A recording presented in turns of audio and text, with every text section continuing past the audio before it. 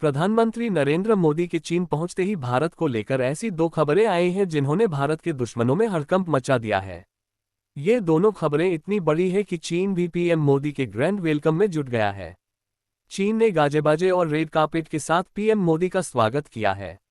भारत से जुड़ी इन दोनों खबरों के बारे में जब आपको पता चलेगा तो आपका सीना गर्व से चौड़ा हो जाएगा। भारत की इन दोनों खबरों ने अमेरिका के दोनों हाथ काट दिए हैं। पहली खबर है कि जिस अमेरिका ने भारत को डेड इकोनॉमी कहा था, आज वही भारतीय इकोनॉमी डेडी बन गई है, वह भी अमेरिका की। भारत की जीडीपी ग्रोथ 6.5% से बढ़कर 7.8% पर पहुंच गई है। इसी के साथ दूसरी खबर यह है कि भारत ने अब यूक्रेन को भी तेल बेचना शुरू कर दिया है। मामला यही नहीं रुका। पीएम मोदी के पुतिन और जिनपिंग से मुलाकात से पहले यूक्रेन के राष्ट्रपति जेलेंस्की ने अचानक पीएम मोदी को फोन मिला दिया। जेलेंस्की ने पीएम मोदी के चीन पहुंचते ही भारत से जो मांगा है उसे सुनकर आपके होश उड़ जाएंगे। जेलेंस्की ने पीएम मोदी से क्या कहा है इसके बारे में आपको आगे बताएंगे। ये खबर भी आपके होश उड़ा देगी। अगर कोई भी पाकिस्तानी यह वीडियो देख रहा है तो वह इस वीडियो को तुरंत छोड़कर भाग जाए, क्योंकि हम जो वीडियो में अब बताने जा रहे हैं उसे सुनकर पाकिस्तानियों को दिल का दौरा पड़ जाएगा। पहले बात करते हैं भारत की ताकतवर अर्थव्यवस्था की।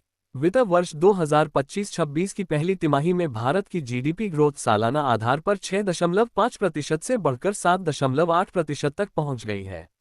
ये पिछली 5 तिमाही में सबसे ज्यादा है। मैन्युफैक्चरिंग, सर्विस और एग्रीकल्चर सेक्टर के बेहतर परफॉर्मेंस की वजह से भारत की जीडीपी में जबरदस्त उछाल आया है। अमेरिकी राष्ट्रपति डोनाल्ड ट्रंप ने भारत की अर्थव्यवस्था को डेड इकोनॉमी कहा था। उन्होंने कहा था कि भारत अपनी अर्थव्यवस्था को ले डूबे मुझे क्या। लेकिन आज डोनाल्ड ट्रंप को अपने कर्मों का फल मिल गया है। भारत की इकोनॉमी ने बता दिया है कि वह डेड नहीं बल्कि डैडी है, और किसका डैडी है वो आप जानते हैं। भारत के सर्विस सेक्टर में सबसे ज्यादा तेजी आई है। इसकी ग्रोथ 9.3% रही है। सर्विस सेक्टर में व्यापार, होटल, परिवहन, वित्तीय सेवाएं और अन्य सेवाएं शामिल हैं। इसके अलावा मैन्युफैक्चरिंग और कंस्ट्रक्शन जैसे उद्योगों में 7.5% से ज्यादा की बढ़ोतरी दर्ज की गई है। इसके अलावा भारतीय लोगों ने खरीदारी पर अपना खर्च भी बढ़ा दिया है, जिसके चलते निजी उपभोग खर्च में 7% की वृद्धि हुई है। यानी भारत की इकोनॉमी दुनिया का सबसे चमकता सितारा बन गई है। बहरहाल अब आते हैं दूसरी धमाकेदार खबर पर। पीएम मोदी के चीन पहुंचते ही यूक्रेन के राष्ट्रपति जेलेंस्की ने उन्हें फोन मिला दिया। जेलेंस्की ने पीएम मोदी से कहा है कि जल्द से जल्द जंग खत्म करवा दो। जेलेंस्की समझ चुके हैं कि डोनाल्ड ट्रंप के बस की कुछ नहीं है, वह हमें धोखा दे रहे हैं। ऐसे में पुतिन सिर्फ पीएम मोदी की बात ही मान सकते हैं।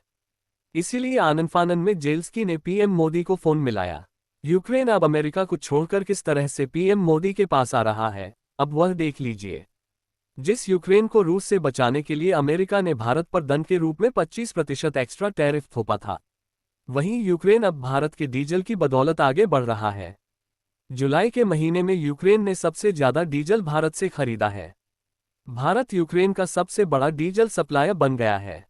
भारत से यूक्रेन में डीजल का डेली शिपमेंट औसतन 2700 टन देखने को मिला है। भारतीय मूल का डीजल कई माध्यमों से यूक्रेन पहुंच रहा है। इसका सबसे बड़ा हिस्सा रोमानिया के डैनब नदी के रास्ते यूक्रेन पहुंच रहा है। इसके अलावा भारतीय डीजल तुर्की के रास्ते भी यूक्रेन पहुंच रहा है। बताइए, इन खबरों को देखने के बाद अमेरिका की क्या हालत हो रही होगी। पाकिस्तान तो वेंटिलेटर पर ही चला गया होगा। भारत की यही ताकत देखकर आज चीन जैसा देश भी नतमस्तक हो गया है। पीएम मोदी को खुश करने के लिए चीन क्या क्या नहीं कर रहा।